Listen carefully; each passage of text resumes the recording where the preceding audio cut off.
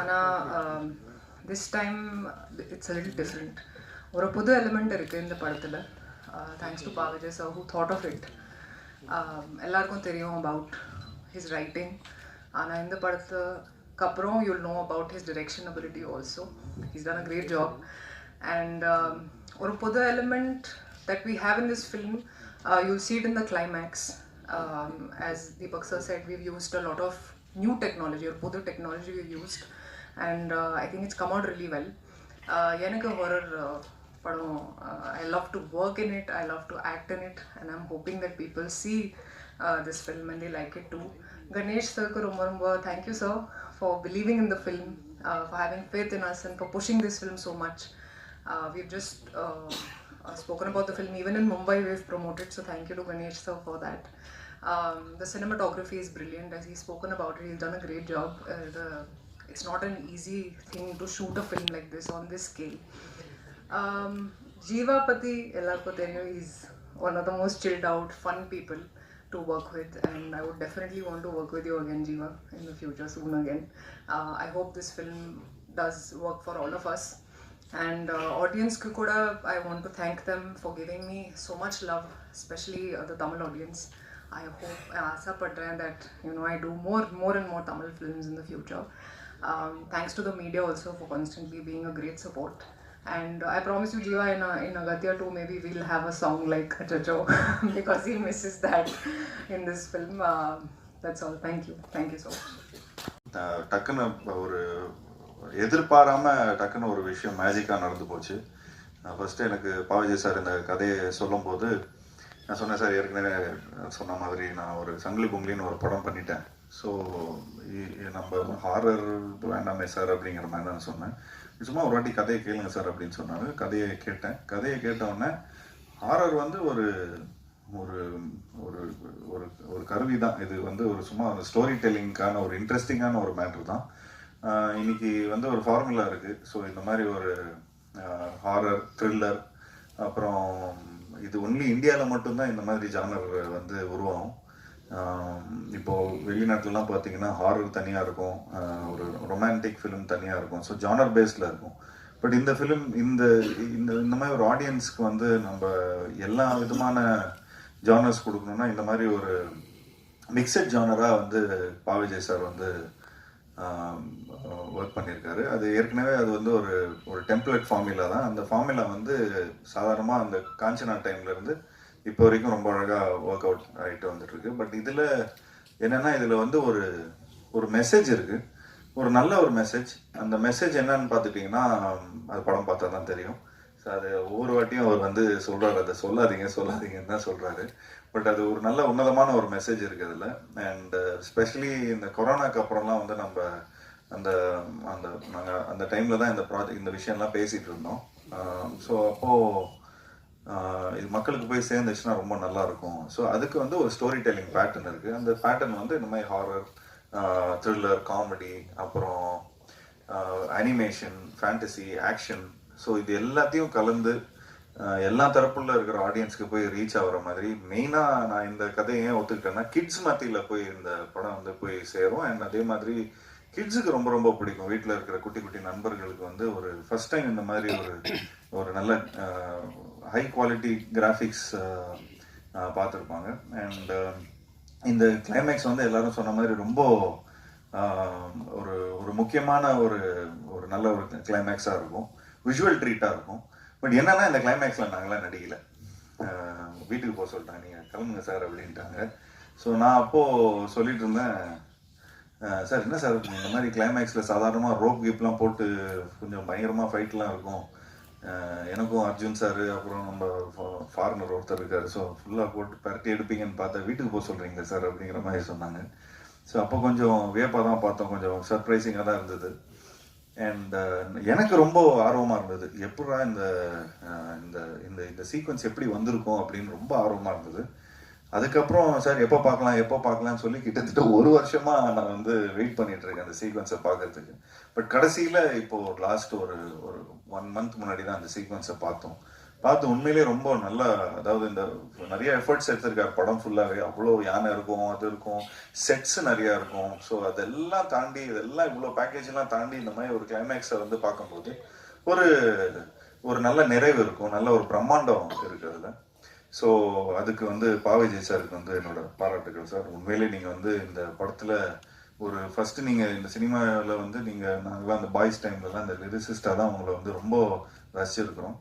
And அதுலேருந்து நீங்கள் you been an actor, you been a director.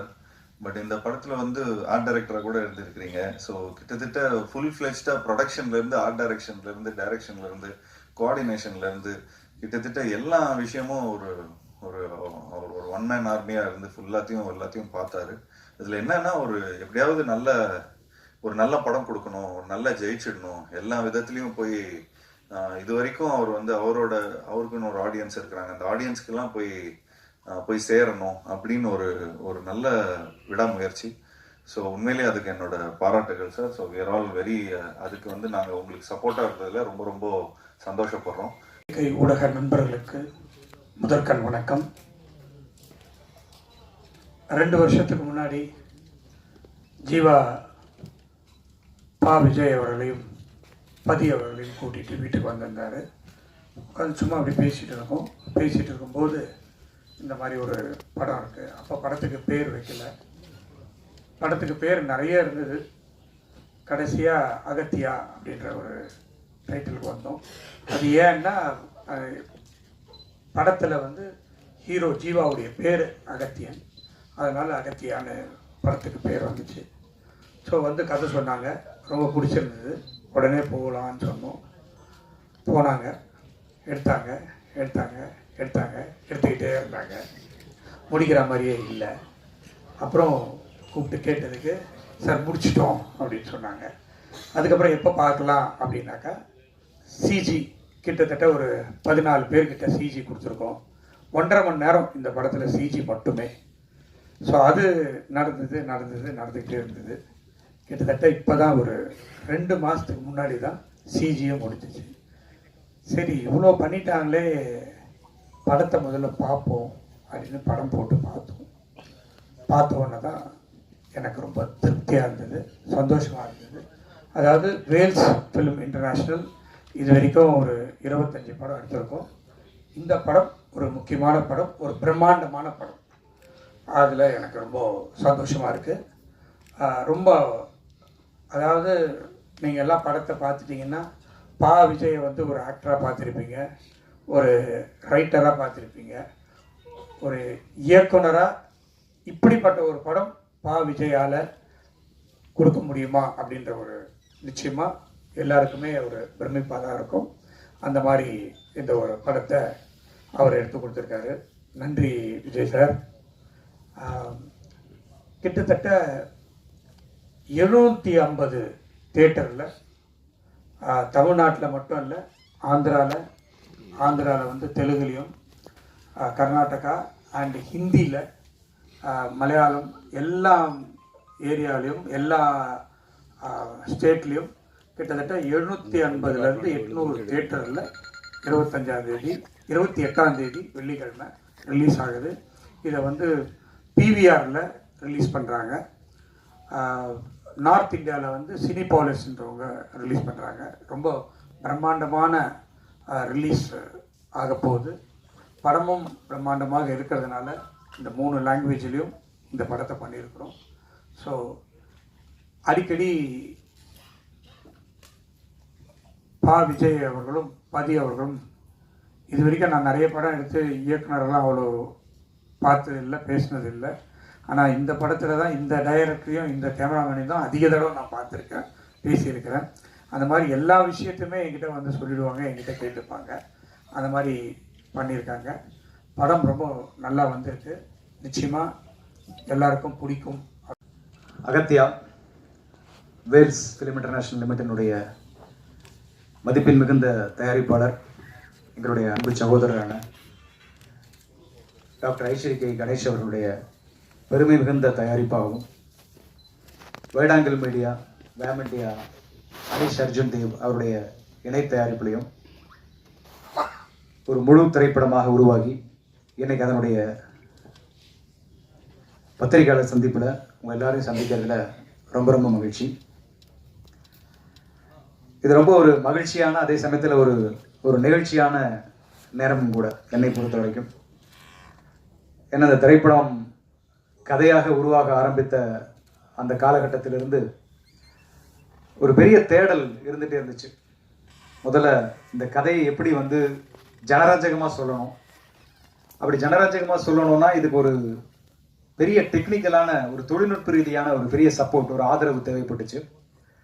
அப்போது கதை எழுதும் போதே இது ஒரு புது வடிவத்தில், இது ஒரு ஹாரர் படமாகவும் இருக்கணும், அதே சமயத்தில் இது ஹாரர்லேருந்து கொஞ்சம் மாறுபட்ட ஒரு ஹாரர் ஃபேண்டசியாகவும் இந்த திரைப்படத்தை எடுத்துகிட்டு போகணும். அப்போ தான் நம்ம சொல்ல வர்ற கண்டென்ட் ரொம்ப சுவாரஸ்யமாக எல்லாராலையும் ரசிக்க முடியும். அப்படிங்கிறதால இது ஒரு ஹாரர் ஃபேண்டசி திரைப்படமாக இதை உருவாக்க ஆரம்பித்தோம். அப்போ ஆரம்பித்த தேடல் அதற்காக பீரியட் போர்ஷனில் ஒரு பெரிய ஒரு காலகட்டத்தை காட்ட வேண்டிய ஒரு கதைக்களமும் ஏற்பட்டுச்சு. ஸோ அந்த கதைக்களத்துக்காக ஏற்பட்ட தேடல் இதெல்லாம் முடிச்சு ஸ்கிரிப்டாக எழுதுனதுக்கப்புறம் இதை தயாரிப்பதற்கு ஒரு மிகப்பெரிய பொருட்செலவு தேவைப்பட்டது. ஒரு பெரிய தயாரிப்பு நிறுவனம் ரொம்ப மனமுவந்து பிசினஸ் எல்லாம் தாண்டி அதை எடை போடாமல் இந்த திரைப்படத்தை கண்டென்ட்டுக்காக செய்ய முன்வந்தா மட்டும்தான் இந்த திரைப்படம் வெள்ளித்திரைக்கு வரும் அப்படிங்கிற ஒரு சூழ்நிலையில நிறைய பேர் நாங்கள் அப்ரோச் பண்ணோம். அப்ப இருந்து என் கூட தீபக் என்னோட கூடவே இருக்காரு, கேமராமேன், இந்த படத்தோட டிஓபி. ஸோ 2 பேரும் சேர்ந்து நிறைய தேடல்கள். அந்த சமயத்தில் தான் எனக்கு ஜீவா சாருடைய அறிமுகம் கிடைச்சது. ஸோ அவரோட நான் நிறைய படங்கள், பாடல் எழுதுகிற படங்களாகட்டும் அல்லது அவருடைய களத்தில் சந்திப்போம்ல ஒரு சின்ன பண்ணேன், ஒரு கெஸ்ட் அப்பியரன்ஸு. அப்படி ஆரம்பித்த ஒரு நட்பு பயணத்தில் ஒரு நாள் அந்த நாட் சொன்னேன், இந்த மாதிரி ஒரு கதை இருக்குது சார் அப்படின்னு சொல்லி. அவர் சொன்னார், சார் ஹாரர் நான் பண்ணிட்டேனே சார் அப்படின்னு. இல்லை சார், இது ஹாரர் படம் கிடையாது, ஹாரருங்கிறது நம்ம ஒரு லேபிளாக வச்சுருக்கோம், இதை தாண்டி இதுக்குள்ளே ஒரு கண்டென்ட் இருக்குது சார், இந்த கண்டென்ட்டை நம்ம மக்கள்கிட்ட கொண்டு போய் சேர்க்கணும், இதுக்கு நம்ம ஃபேண்டசி ஹாரராக இதை ட்ரீட் பண்ணுவோம், ஒரு அட்வென்ச்சர் ஹாரராக வேணால் இதை நம்ம எடுத்துகிட்டு போகலாம். அப்படிங்கும்போது அந்த அட்வென்ச்சர் ஹாரர் அப்படிங்கிற விஷயம் ஜீவா சாருக்கு ரொம்ப பிடிச்சிருந்தது. சரி சார், நான் இதை ட்ரை பண்ணுறேன் அப்படின்னு சொன்னார். கண்டிப்பாக எங்கள் அப்பா இந்த படத்தை ப்ரொடியூஸ் பண்ண மாட்டார் அப்படிங்கிறத அப்பவே சொல்லிட்டாரு. ஏன்னா அது பெரிய பிரம்மாண்டமான வேலை, அதிகமான ஒரு பட்ஜெட்டாக இருக்குது அப்படின்னு. ஸோ அப்போ எப்படி பண்ணலாம் அப்படிங்கும்போது அவருக்கு அந்த இடத்துல ஒரு ஏதுவான இந்த படத்தை எடுக்கக்கூடிய மனநிலையில் இருப்பார்கள் அப்படின்னு அவர் நம்பி அழைச்சிட்டு போன இடம் தான் வேல்ஸ் ஃபிலிம். அதில் ஐஸ்வரி கணேசன் சார் அவருடைய இல்லத்தில் சந்தித்த நாள் இன்னும் ஞாபகத்தில் இருக்குது. ஸோ கதை அவர்கிட்ட சொன்னோம், அவர் கதை ரொம்ப பிடிச்சிருந்தது. உடனே எல்லாமே ஆர்கனைஸ் பண்ணார். நாங்கள் கேட்டது, நாங்கள் கேட்க தயங்கினது, நாங்கள் இதெல்லாம் கேட்கலாமான்னு யோசிச்சது அப்படின்னு எதையுமே விட்டு வைக்காமல் அவ்வளவு பேரையும், ராஷிகண்ணா ஒரு பேன் இண்டியன் ஹீரோயின் அன்னைக்கு, ஸோ அவங்கள இந்த படத்துக்கு ஹீரோயினாக கொண்டு வரலாம் அப்படிங்கிற முடிவு எடுத்தார். அதே மாதிரி இன்னொரு முக்கியமான அழுத்தமான கதாபாத்திரம் அர்ஜுன் சார் பண்ணால் நல்லாயிருக்கும் சார் அப்படிங்கும்போது அர்ஜுன் சாரை பேசி அவர் இந்த படத்துக்குள்ளே கொண்டு வந்தாங்க. அதே மாதிரி சில ஃபாரின் ஆர்டிஸ்ட் நடித்தா அந்த கலர் அப்படியே மெயின்டைன் ஆகும், அப்படியே பிரதிபலிக்கும். அப்படிங்கும்போது அந்த ஃபாரின்லேருந்து அந்த ஆர்டிஸ்டுகளெல்லாம் ஒரு மட்டில்டான்ற ஒரு ஹீரோயின் வந்தாங்க. அப்புறம் எட்வர்ட் அப்படிங்கிற ஒரு முக்கியமான ஒரு RRR படத்தில் நடித்தவர், அவர் உள்ளே வந்தார். அப்புறம் யோகி பாபு சார், ஒரு comedy portion Yogi Babu sir, VTV, Kingsley, Radharavi sir அப்படின்னு சொல்லி ஒரு பெரிய நட்சத்திரங்கள் அணிவகுப்பே இந்த படத்தில் எங்களுக்காக அவர் நடத்தி கொடுத்தாரு. அதே மாதிரி இந்த படத்தை ஒவ்வொரு நாளும் எடுத்துகிட்டு போகும்போதும் அதுக்கு லைவ்லேயும் சரி பீரியட்லேயும் சரி நிறைய செட் ஒர்க் தேவைப்பட்டுச்சு. ஸோ அப்போ அரங்க வடிவமைப்புக்கு பெரிய பெரிய பொருட்செலவாச்சு, அதையும் பண்ணி கொடுத்தாரு. ஸோ எல்லாமே இங்கே இது நான் ஒரு மேடைக்காக மட்டும் சொல்லலை, அவர்கிட்ட படம் பண்ணின, கணேஷாட்ட படம் பண்ண எல்லா டைரக்டர்ஸுமே உண்மையாக சொல்லக்கூடிய விஷயம் என்னன்னா, நம்ம ஒரு மயில் தொகை கேட்டால் ஒரு மயிலை கொண்டு வந்து நிறுத்துவார். அதுதான் அவருடைய ஒரு பெரிய பண்பு. அவர் அந்த சினிமா மேலே வச்சிருக்கிற அந்த பேஷன், அந்த நேசம், அந்த காதல், இதெல்லாம் பார்த்து அவரை நான் ரொம்ப வியந்திருக்கேன். இதை பாராட்டி எனக்கு அடுத்த படம் கொடுப்பாரு அப்படிங்கிறதுக்காக நான் பாராட்டி பேசுறதே இல்லை. படம் நல்லா இருந்தா எல்லாரும் படம் கொடுப்பாங்க, அதனால அது வேற. பட் உண்மையை நான் சொல்லணும்னு ஆசைப்படுறேன், இது எல்லா டைரக்டருக்கும் கொடுத்து வச்ச இடம் Vels Film International Limited. So அது இந்த இடத்துல பெருமையோட இந்த படத்தில் நான் முழுமையாக ஒர்க் பண்ண காரணத்தால், எனக்கு நல்ல அனுபவ ரீதியாக தெரிஞ்ச காரணத்தால் அதை சொல்கிறேன். ஸோ அப்படி எங்களுக்கு எல்லா விதமான வசதிகளையும் செஞ்சு கொடுத்தாரு. அதெல்லாம் தாண்டி படத்தை முடிச்சிட்டோம். கிட்டத்தட்ட 65 நாள் 70 நாள் ஷூட்டிங் முடிச்சிட்டோம். முடிச்சதுக்கு அப்புறம் போஸ்ட் ப்ரொடக்ஷன் நகர்ந்து பார்த்தோம்னா படம் எடிட் பண்ணி பார்த்தா பூரா இடத்துலையும் மேட்டு, கிரீன் மேட்டு, எங்கேயுமே பச்சை பச்சை மேட்டாவே வச்சு முழுக்க எடுத்து வச்சிருக்கோம். ஸோ எப்படிப்பா இதை படமா எடுத்துட்டு வருவீங்க அப்படின்னு ஃபர்ஸ்ட் காப்பி பார்க்கும்போது கேட்டாங்க. அதுக்கப்புறம் தான் இதோடைய சிஜி அளவு என்னன்னு யோசிச்சு கனெக்ட் பண்ணி எடிட் பண்ணதுக்கு அப்புறம் பார்த்தா கிட்டத்தட்ட 90 நிமிஷம் இந்த படத்துல விஎஃப்எக்ஸ் காட்சிகள் தேவைப்பட்டுச்சு. எதுவுமே திணிக்கல. அது செட் எக்ஸ்டென்ஷன் ஆகட்டும், ஒரு கரண்ட் எரேஸ் ஆகட்டும், ரோப் எரேஸ், இப்படி பல காட்சிகள் எடுக்கும்போது 90 மினிட்ஸ் 90 நிமிஷம் விஎஃப்எஸ் காட்சி தேவைப்பட்டது. ஸோ அதுக்கு குறுகிய காலத்தில் பண்ணணும், படம் ரிலீஸுக்கு 1 வருஷத்துக்குள்ள பண்ணோம். அதுக்காக 1 வருஷம் டைம் எடுத்தோம். அதில் 14 கம்பெனிகள் இந்த படத்துக்கு விஎஃப்எக்ஸ் காட்சிகளை வடிவமைச்சாங்க. ஸோ அதில் குறிப்பாக அந்த கிளைமேக்ஸ் காட்சி வந்து ஒரு நல்ல காட்சியாக இருக்கு நான் நம்புகிறேன்.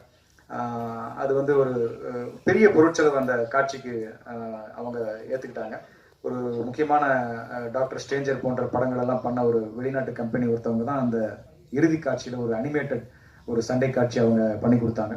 ஸோ அது வந்து ஒரு நல்ல விஷயமா அந்த படத்தில் இருக்கும்.